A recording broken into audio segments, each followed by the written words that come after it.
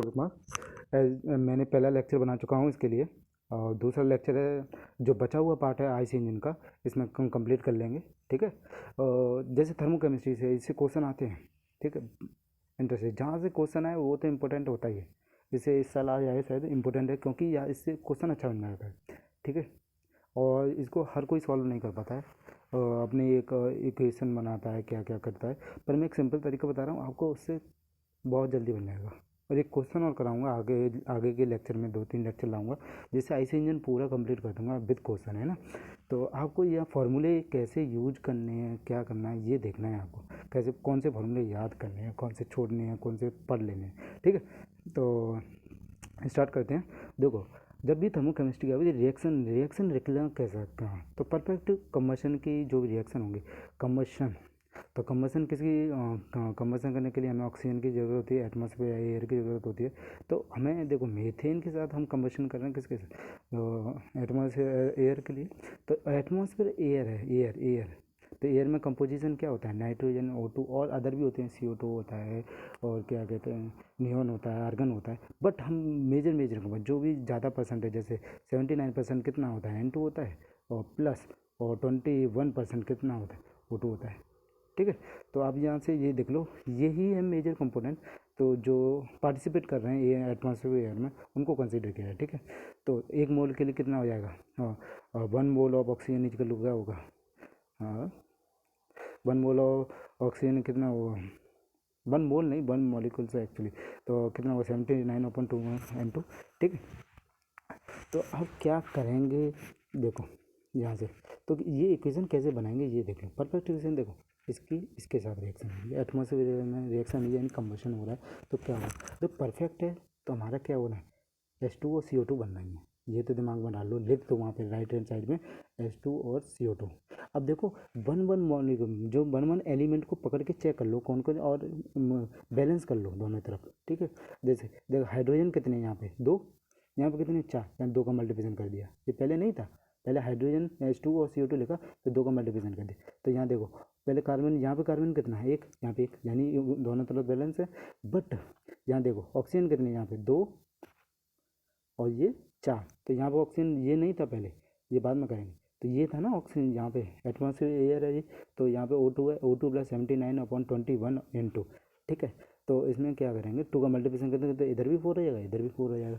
ठीक है। तो ये तो हो गया इक्वल हो गया बैलेंस। बट एक एक्स्ट्रा, इधर ये है नाइट्रोजन है, इधर नाइट्रोजन नहीं, तो इधर नाइट्रोजन निकलेंगे, कितने मॉलिक्यूल्स, 2 मॉलिक्यूल्स ऑफ है ना, 2 × 79 × 20 N2, ये वाला यहाँ पे लगेंगे, देखो, 2 × 79 × 21। ठीक है। तो देखो, ये तो एग्जॉस्ट गैस होगी ना, एग्जॉस्टन गैस है ना। तो जब भी मोलर और वॉल्यूम एनालिसिस करें, तो यहाँ से देखो, ये पूछ लेगा CO2 का कितना वॉल्यूम है, तो CO2 1/1 हो गया, प्लस 2H2 प्लस 2 × 79/21। ये आप करेंगे, जब क्वेश्चन करेंगे तो बिल्कुल क्लियर हो जाएगा कैसे क्वेश्चन लिखते हैं। अब बट अब एक क्वेश्चन में पूछता है कि एक्सेस है, 150% क्या है, एक्सेस है, तो यहीं से एक पहले परफेक्ट इक्वेशन तो बनाना ही है। ठीक, ये दिमाग में डालो। फिर एक्सेस है तो यहाँ यानी 1.5 क्या है, परफेक्ट से एक्सेस है, तो मतलब कितना हो जाएगा, इसमें 2 की जगह 2 × 1.5 कर देंगे, ऐसे लेस कर देंगे, और लेस कर देंगे तो पॉइंट कितना है, 1 पॉइंट। ठीक है ना। ये ट्रेन आ रही है, तो थोड़ा हम रोक भी सकते हैं। ठीक है। अब देखो यहाँ तक थोड़ा रोक लेते हैं, ये ट्रेन आ रही है। ठीक है। तो अब देखो यहाँ पे ये समझ में आ गया होगा कैसे बनाना है, क्या करना है। यहाँ जब ये क्वेश्चन करेंगे ना इसलिए, तो बिल्कुल क्लियर हो जाएगा क्या है ये एक्चुअली। देखो, लीन एयर फ्यूल मिक्सचर को क्या होता है, ये बोल रहे थे, क्रैशिंग कंडीशन होती है तब लीन एयर फ्यूल मिक्सचर होगा। पार्ट लोड कंडीशन में इस मिक्सचर में क्या होता है, accelerating peak power, full load, starting cold, idling condition होती है। ठीक है। तो यहाँ पे एक चीज़ है, मैं इसको जूम कर दे रहा हूँ इसको, तो ये देखो। ठीक है। यहाँ पे ये देखो, ऑक्सीजन एटमॉस्फेयर, जब भी क्वेश्चन में ये लिखा होगा ऑक्सीजन, तो ओनली O2 कंसिडर करेंगे, नॉट 20 + 79 करते हैं ना एटमॉस्फेयर, ये नहीं करेंगे, ओनली ये वाला पोर्शन काट देंगे, ओनली O2 कंसिडर करेंगे। ठीक है। अब ये देखो, अगर एयर वर्ड आ गया एटमॉस्फेयर के, तो जितना भी लिखेंगे पूरा O2 + 79 × N2, तो यहाँ तक ये समझ में आ गया, बहुत ही बढ़िया है, क्वेश्चन में देखने में पढ़ लेना, ठीक है। अब देखो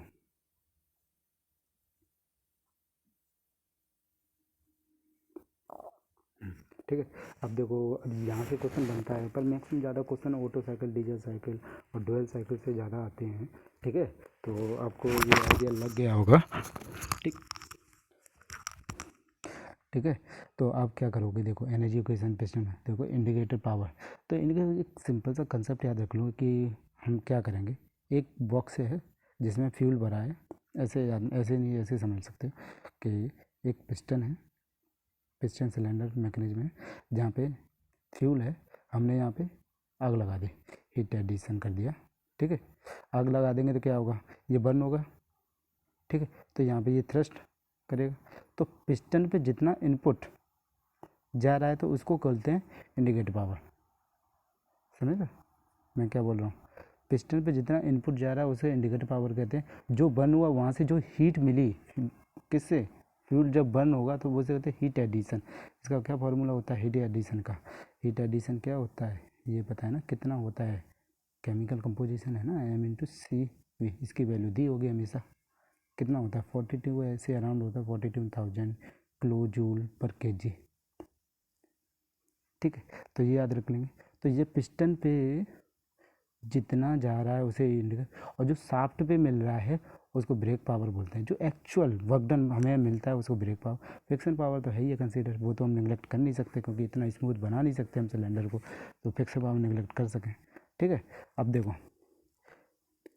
मैकेनिकल एफिशिएंसी क्या होती है ऑफ द सिस्टम, तो ब्रेक पावर अपन इंडिकेट पावर। जब भी दो सिस्टम की क्या कहते हैं परफॉर्मेंस चेक करेंगे तो हम हमेशा मैकेनिकल एफिशिएंसी चेक करेंगे, ठीक है। एक क्वेश्चन यहाँ से भी ऐसे बनता है कि आरपीएम दे रखा होगा तो पूछेगा सक्शन पर सेकंड वो कितना होगा, या स्पार्क पर सेकंड कितना होगा। आरपीएम दो तो NY60 करो, NY60 कर दो तो 40 आ गया, 40 RPS पर सेकंड, यही होता है सक्शन पर सेकंड।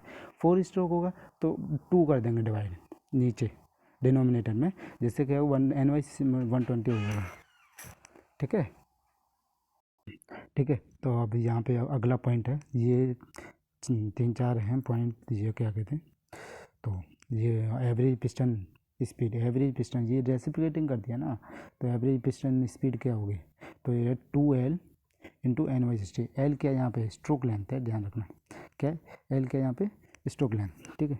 अगला है, अगला पॉइंट क्या है, सक्शन फ्लो रेट। तो ये सक्शन फ्लो रेट क्या होता है, पाई बाई जो स्वेट वॉल्यूम इंटू के क्या है number of cylinder, into L N number of RPM होता है, और इंटू बाई 60 इंटू 2, 60 इंटू 2 तब यूज करेंगे जब 4 स्ट्रोक होगा, अगर नहीं 2 स्ट्रोक है तो ये 2 का यूज नहीं करेंगे। तो यहाँ तक ये फार्मूला याद हो गया होगा आपको, ठीक है। देखो तो इसका जो आएगा ना, देखो यहाँ से इसकी जो यूनिट क्या होगी ये देख लो, इसको ये हो गया मीटर पर सेकंड में आएगा, ठीक है, वो रेट दिया है ना, ठीक है। तो इसकी यूनिट याद रखने का। अब देखो ये इसको लिंक कर सकते हैं, देखो मीन इफेक्टिव प्रेशर कैसे होता था, वो मीन इफेक्टिव प्रेशर का फॉर्मूला क्या होता था, mean effective pressure is equal to work net upon swept volume, ठीक है ना। तो स्वेप्ट वॉल्यूम होता था, ठीक है।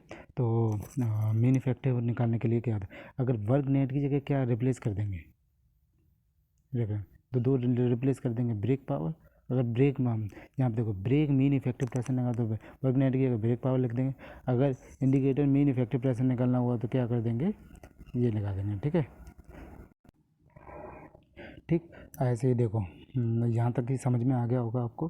तो देखो ये क्लियर हो गया ना, तो हम वर्क नेट की क्या रिप्लेस कर देंगे, ब्रेक पावर। अगर ब्रेक मीन इफेक्टिव प्रेशर निकालना हो, अगर इंडिकेटर मीन इफेक्टिव प्रेशर निकालना है तो क्या निकाल देंगे, वहाँ वर्क नेट की जगह लिख देंगे इंडिकेटर पावर, ठीक है। जहाँ तक आपको क्लियर होगा।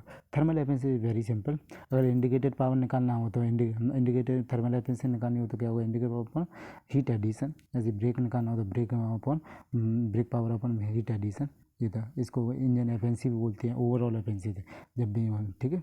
अगर इंजन एफिशिएंसी तो ब्रेक पावर निकालेंगे, नॉट इंडिकेटेड पावर। जब ये इंडिकेटेड पावर तब निकालेंगे जब इंडिकेटर लिखा होगा मेंशन, ठीक है ठीक है ना, जहाँ तक समझ में आ रहा है ना।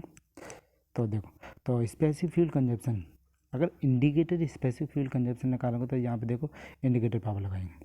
अगर इस पर हम ब्रेक स्पेसिफिक फ्यूल कंजप्शन लगाएंगे तो एम एफ अपन और ब्रेक पावर लगाएंगे। तो इसकी यूनिट याद रखो, यूनिट किस में आता है, केजी पर किलोवाट आवर में। जब भी हम दो इंजन को कंपेयर करते हैं इकोनॉमी के केस में टर्म में, इकोनॉमी के टर्म में, तो हम क्या करेंगे, brake specific fuel consumption compare करेंगे।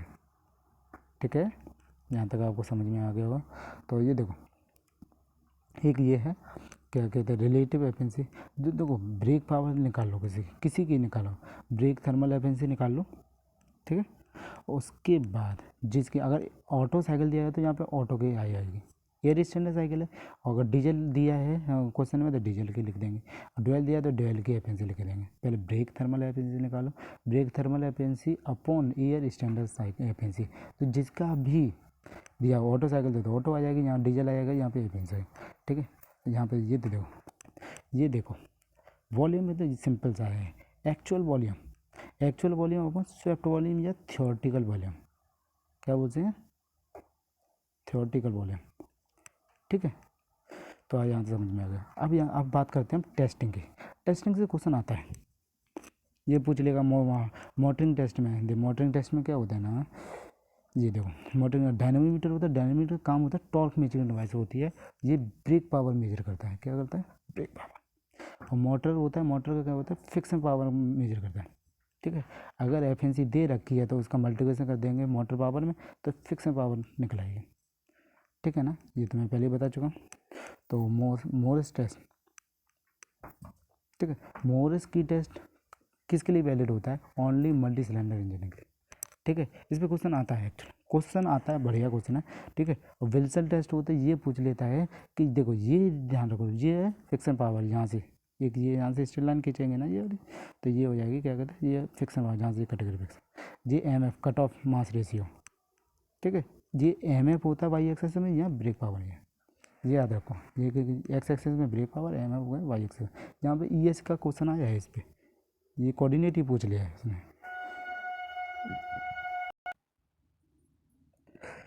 ठीक है, अब देखो ये देख लो बस, अब ये है लास्ट ऑप्शन। अब कंपेयर करेंगे, अगर सेम कंप्रेशन रेशियो तो किसकी एफिशिएंसी ज़्यादा होगी। देखो सिंपल सा है, अगर कंप्रेशन रेशियो की बात करें, इसको सेम रखा जा रहा है तो ऑटो साइकिल की हमेशा एफिशिएंसी ज़्यादा होगी, डीजल की सबसे कम होगी। अगर मैक्सिमम प्रेशर की बात करें, मैक्सिमम प्रेशर सेम, तो ये मैक्सिमम प्रेशर सेम, तो और डीजल की साइकिल एफिशिएंसी होगी और ऑटो साइकिल सबसे कम होगी। ये ठीक है, ये तो बीच वाला है, इसके दोनों बीच में रहेगी। ठीक है, अब यहाँ तक तो हो गया। एक इम्पोर्टेंट थिंग, गेट का तो पेपर दे रहे होगे ना, तभी मेरा वीडियो देख रहे होगे। बट सबसे इम्पोर्टेंट ये है कि आता तो सभी को है ना, ये एक वर्ड है एक्यूरेसी, ये दिमाग में डाल लेना। एक्यूरेसी बहुत हाई होनी चाहिए गेट के पेपर में। ठीक है ना, एक्यूरेसी नहीं है तो गेट दो नहीं, वही बेटर है।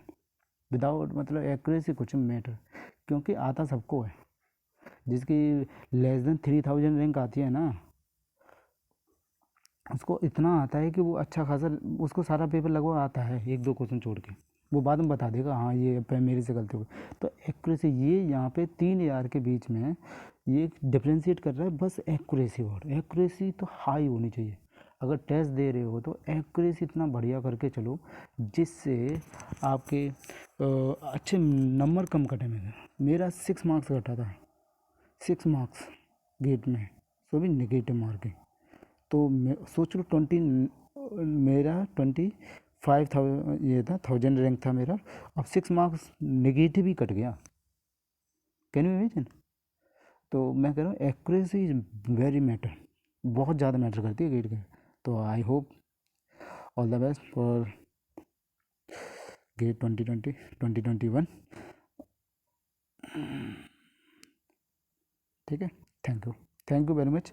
और अच्छा लगा तो शेयर करना, नहीं अच्छा लगा तो मत शेयर करना, मैं तो कह रहा हूँ। थोड़ा मेरा वॉइस है, ये पढ़ा रहा हूँ मोबाइल में, इसमें थोड़ा मेरे को दिक्कत होता है, पर thank you very much. Please subscribe the channel.